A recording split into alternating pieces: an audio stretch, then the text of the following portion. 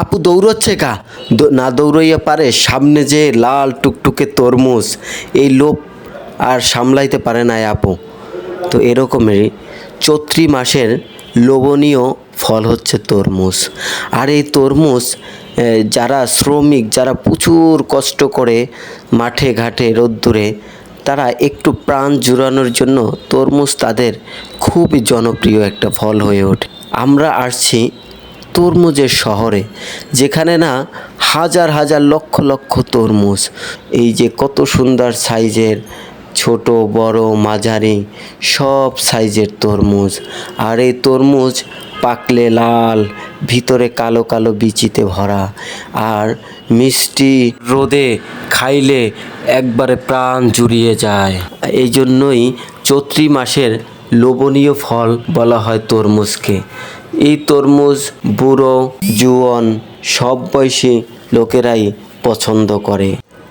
দেখতে ডোরা কাটা কালো পোশাক পরানো। আর এই তরমুজ আমাদের এই দেশে উর্বর মাটির ফলন, আমাদের অন্য দেশ থেকে আমদানি করে আনতে হয় না। তাই আমাদের হাতের নাগালেই এই তরমুজ খুবই জনপ্রিয় একটা ফল। আমার মনে হয় যে আমাদের জাতীয় ফল তরমুজই রাখা উচিত।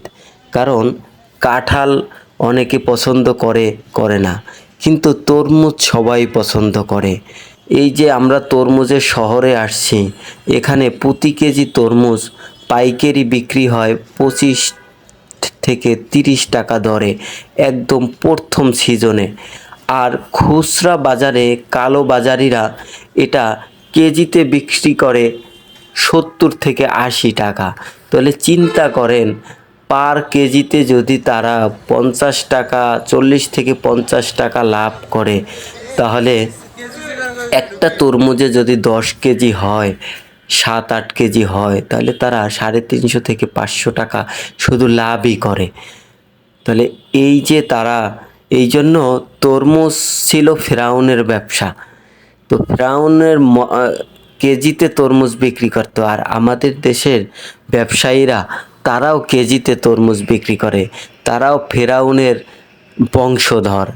এই জন্য আমাদের দেশীয় ফল হলেও আমাদের দেশের গরিব খেটে খাওয়া মানুষের হাতের নাগালে বাইরে থেকে যায় এই তরমুজ, কিনতে সাহস পায় না।